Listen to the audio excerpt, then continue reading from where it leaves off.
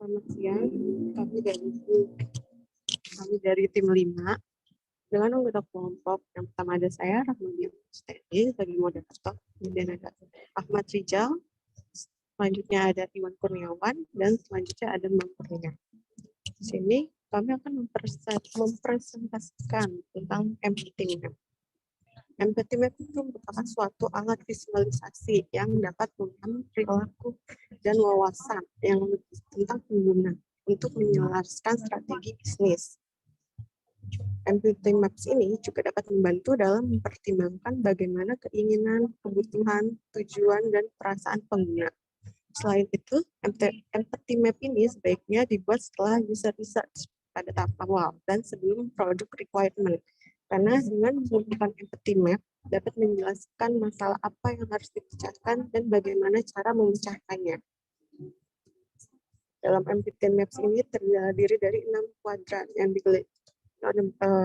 terdiri dari 6 kuadran, yaitu yang pertama ada feels and think, kedua ada hears, ketiga ada say and do, keempat ada pain, kelima ada gain, dan terakhir itu ada see.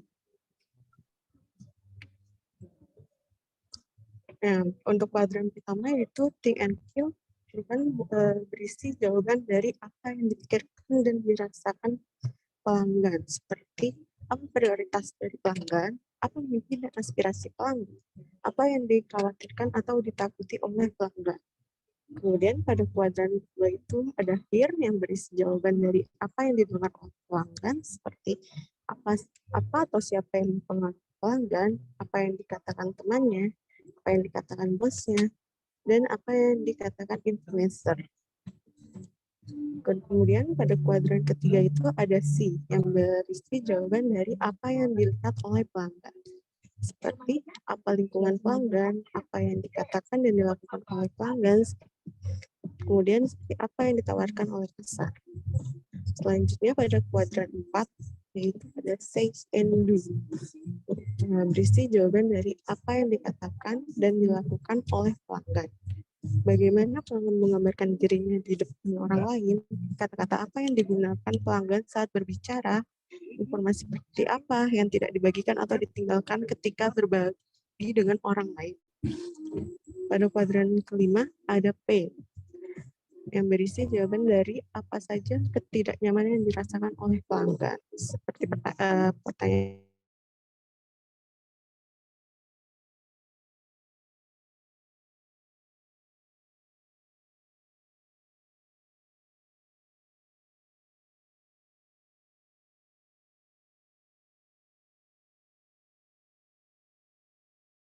seperti apa cara yang digunakan pelanggan untuk mencapai kesuksesan, bagaimana kesuksesan itu diukur, dan seperti apa tujuan jangka pendek dan panjang yang diinginkan.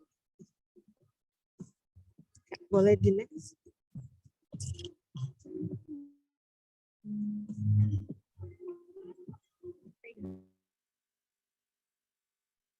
Baik, selanjutnya masuk ke manfaat penggunaan empathy map.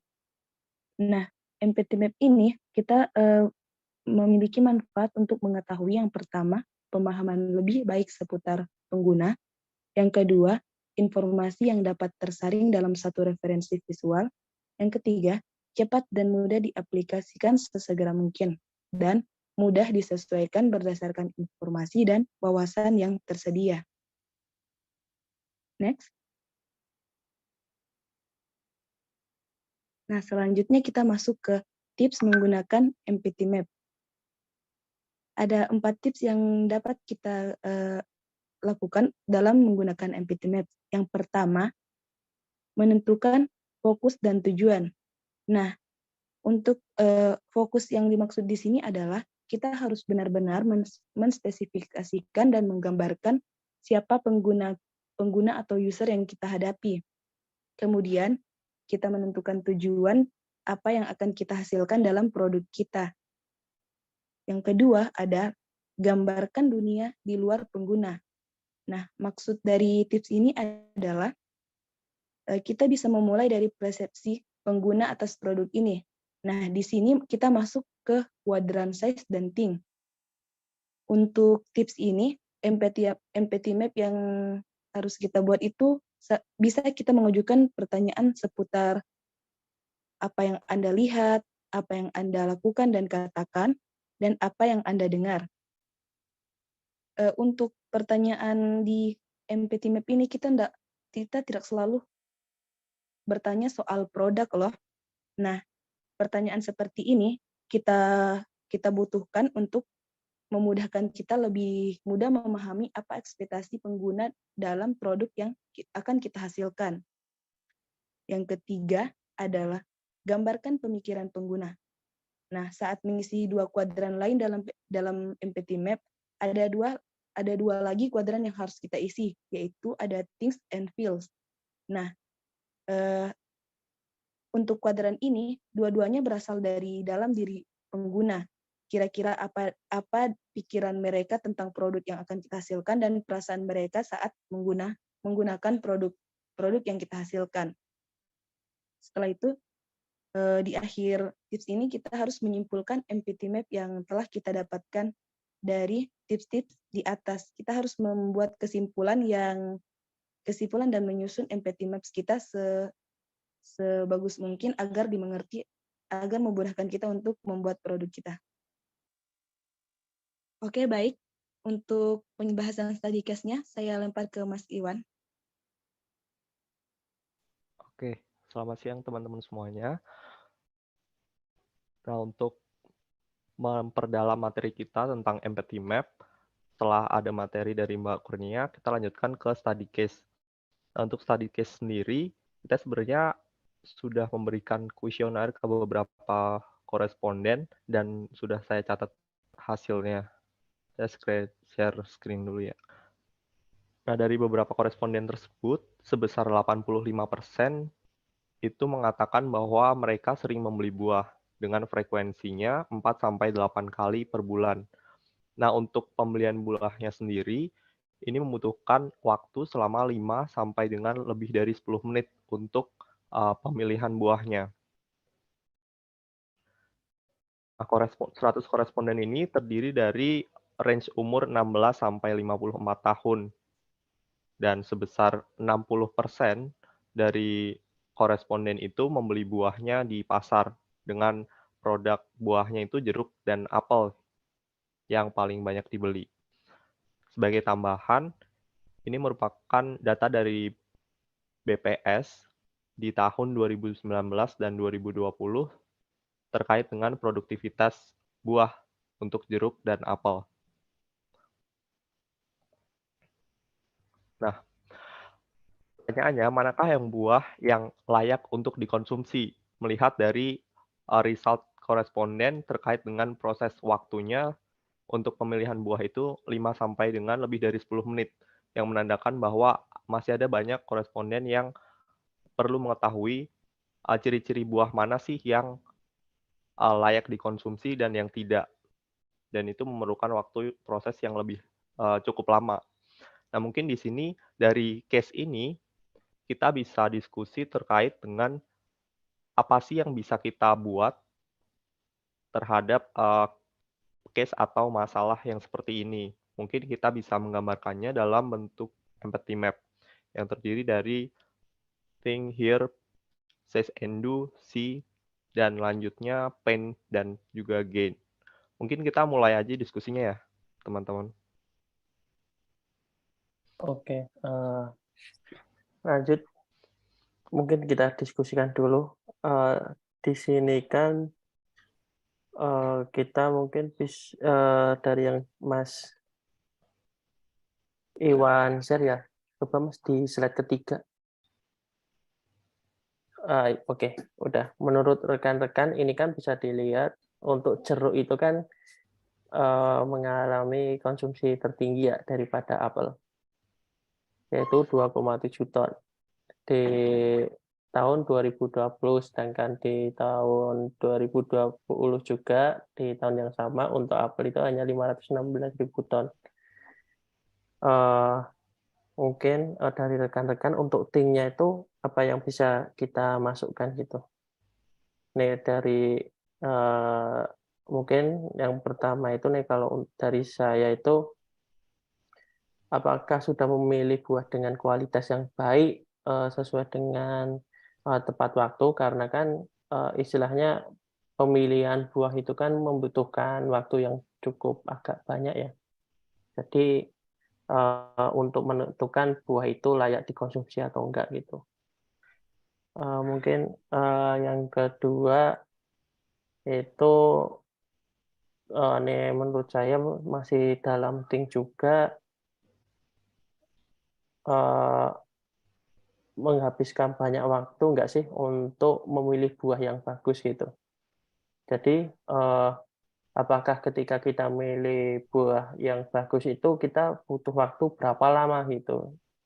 Jadi itu poin yang harus kita kita note, bahwasanya pengguna itu kan di dunia yang semakin maju gitu kan, kita harus bisa menentukan, bisa memberikan suatu pilihan yang terbaik dengan waktu yang agak cepat gitu. Mungkin untuk think-nya seperti itu. Lanjut. Mungkin saya mau menambahkan juga ya, Mas Ya, Rizal, ya. terkait dengan says and do. Jadi apa sih yang dikatakan konsumen sama apa yang bisa dilakukan konsumen ketika memilih buah gitu. Yang pertama itu terkait dengan pemilihan buah, do-nya itu lebih ke membandingkan dulu si buah ini, buah yang satu dengan buah yang lainnya. Misalkan kita mau beli apel gitu, dalam satu toko itu kita bandingkan antara satu apel dengan apel lainnya. Nah, itu akan terlihat bagaimana kualitas suatu buah. Terus yang kedua, kalau kita mengalami kesulitan ketika pemilihan buah, biasanya sih yang dilakukan meminta penjual buahnya untuk memilih, gitu. Mungkin itu sih. Oke, itu ide yang bagus juga, Mas. Mungkin tak lanjut lagi untuk C-nya ya. Mungkin nih kalau C-nya itu kan mungkin kita tidak bisa nih pengguna itu kan menentukan kualitas buah secara cepat. Secara yang beli itu kan bisa orang tua ataupun remaja. Oke lah nih untuk remaja itu kan mungkin mempunyai istilahnya mata yang bagus gitu. Sedangkan nih kalau orang tua kan masih agak butuh ketelitian ketika melihat buah-buah tersebut. Yang kedua, untuk keluarga keluarga yang sakit ketika memakannya dikhawatirkan kan buah itu kan tidak baik, makanya itu menjadi hal, istilahnya hal yang perlu kehati-hatian bagi usia istilahnya usia orang dewasa atau orang tua untuk memilih buah tersebut gitu. Makanya mereka masih membutuhkan proses yang agak lama gitu. Mungkin ada masukan untuk again-nya, Mas? Oke. Mungkin untuk gain-nya itu yang bisa memenuhi dari pain-pain itu ya, Mas. Jadi yang pertama itu terkait dengan pemilihan buah yang layak konsumsi dengan tepat, sama yang kedua untuk waktu prosesnya untuk pemilihan buahnya. Jadi waktu untuk proses pemilihan buah menjadi lebih cepat gitu. Nah, mungkin dari empathy map yang sudah kita buat, kita juga bisa bikin personanya juga ya. Tadi kan udah ada think, says and do, hear, see, Iya, lalu ada pain and gain. Nah, selanjutnya kita bikin satu persona nih. oke. Untuk persona itu berarti kita istilahnya kayak mendefinisikan tentang pemilihan buah yang layak konsumsi, kemudian waktu yang lebih cepat dalam memilih buah yang layak konsumsi, kemudian untuk insight-nya sendiri, eee, kan diharapkan kan keluarga mendapatkan buah dengan kualitas yang baik. Kemudian ada peningkatan efisiensi waktu dalam membeli buah gitu ya, Mas, ya? Iya, heeh. Terus personanya sendiri kan kita ada kalau dari korespondennya kan ada 100 orang itu, Mas. Jadi Ya, kita bikin satu tokoh yang menggambarkan, ke 100 suara itu. Jadi kita misalkan bikin satu tokoh fiktif gitu, Mas. Kita namain siapa, dia umurnya berapa, terus pekerjaannya apa gitu. Jadi satu persona gitu. oke. Mungkin nih kalau digambarkan kayak gitu boleh, izin saya share screen.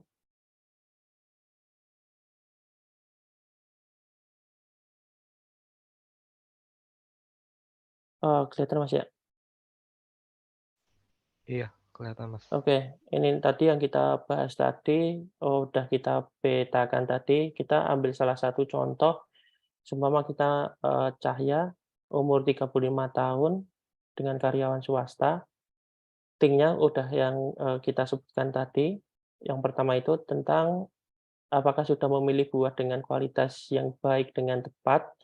Yang kedua, terlalu menghabiskan waktu untuk memilih buah yang bagus. Kemudian untuk say and do-nya, yang pertama adalah, salah memilih buah, yang kedua meminta penjual buah untuk memilih buah yang layak konsumsi, yang ketiga membandingkan buah yang satu dengan yang lainnya, kemudian C-nya yaitu, 1 tidak dapat menentukan kualitas buah secara tepat, yang kedua keluarga sakit karena memakan buah dengan kualitas yang tidak baik. Adapun gen-nya, yang pertama adalah dapat memilih buah yang layak konsumsi dengan tepat, yang kedua, waktu untuk proses pemilihan buah yang lebih cepat. Adapun P-nya, 1, takut salah memilih buah, 2, memerlukan waktu yang lebih untuk memilih buah yang layak konsumsi. Yang terakhir untuk Year-nya, 1, keluhan keluarga jika buah yang dipilih atau tidak dibeli tidak layak konsumsi. Ini contoh persona dari, Cahya, karyawan swasta umur 35 tahun. Kemudian dari Cahya ini kita bikin dissenting-nya tadi, yaitu tentang needs-nya. Dari needs tersebut kita, bisa memintakan yaitu memilih buah yang, bisa kita, pilih yaitu untuk buah yang layak konsumsi. Yang kedua adalah waktu yang lebih cepat dalam memilih buah yang layak konsumsi. Kemudian di dalam insight-nya sendiri, itu ada, ingin keluarga mendapatkan buah dengan kualitas yang baik. Kemudian, meningkatkan efisiensi waktu saat memilih buah. Untuk memudahkan pekerjaan Pak Cahya dalam memilih, buah yang layak konsumsi itu, mungkin kita bisa memberikan, istilahnya terkait, parameter ataupun skopnya. Itu pertama adalah, target dari untuk sistem yang ingin kita buat itu apa sih? Namun, ada batasan terkait, sistem yang akan kita buat. Seperti yang target pengguna dari sistem adalah individu atau perorangan. Karena kan, yang akan membeli buah itu kan istilahnya kebanyakan kan, eee, orang perorangan gitu. Sedangkan yang memilih kebutuhan mengetahui kualitas buah kan, banyak yang masih belum tahu. Kemudian, sistem hanya berfokus mungkin untuk sistem yang akan dibuat adalah kita masih berfokus kepada kualitas buah yang ingin dicari, gitu. Mungkin ada masukan dari Mas Iwan terkait apa yang ingin kita desain untuk apps-nya, Mas? Oh iya, mungkin kalau dari saya ada satu ide sih, Mas. Iya, Eee, monggo, Mas. Mungkin kalau dari saya itu lebih ke sensor. Jadi kita buat suatu alat, terus di alatnya itu ada sensor untuk, mendeteksi si kualitas buah ini. Mungkin dari teman-teman yang lain ada ide yang lain? Mungkin Mbak Kurnia atau Mbak Fani?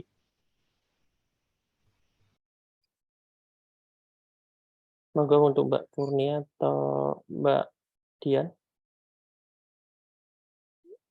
Kalau enggak, coba nih kalau saya dari sisi aplikasinya sih, Mas, nih kalau saya. Yang pertama itu kan, eee, kita kan, nih untuk sensor ya, kan masih ada, istilahnya masih ada untuk alatnya sih. Jadi orang agak membacanya agak susah. Yang kedua, dari sisi aplikasi menurut saya udah ada kamera, yang mana kita bisa bikin aplikasi untuk mendeteksi buah dengan kualitas yang baik melalui kameranya. Dan juga, kita, menyiapkan sebuah katalog dengan ciri-ciri buah yang kualitasnya baik. Mungkin gitu sih. Monggo Mas Iwan. Oh iya, berarti kalau dari Mas Rizal ini nantinya suatu aplikasi gitu ya di mungkin di handphonenya user gitu ya. Jadi Iya, nggak perlu alat lagi. iya, Boleh juga sih. Jadi di situ nanti selain si kamera itu yang akan mendeteksi buah, kita ada satu guidance lah ya, iya, secara katalog juga ya. iya benar Mas. Saya setuju sih kalau dengan Mas Rizal. Mungkin yang lain gimana? Untuk yang lain, apakah setuju?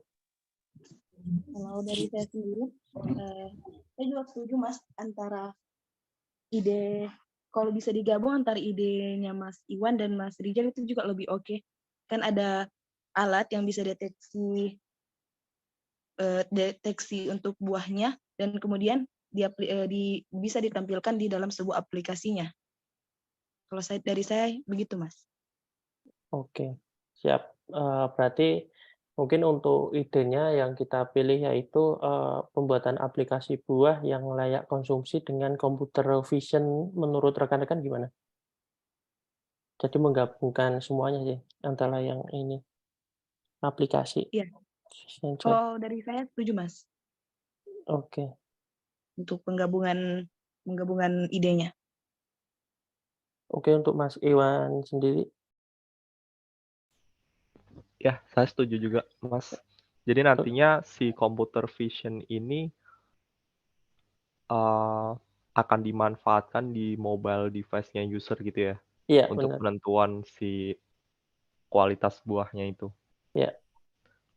Mhm.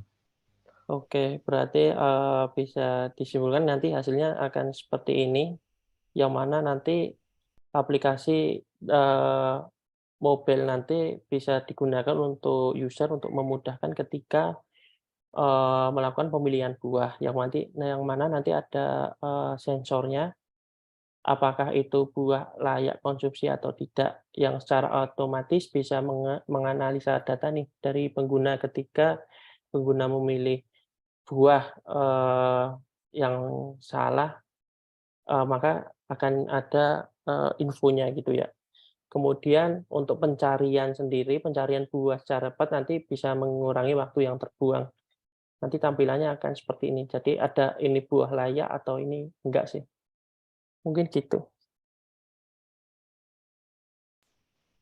Ya, oke.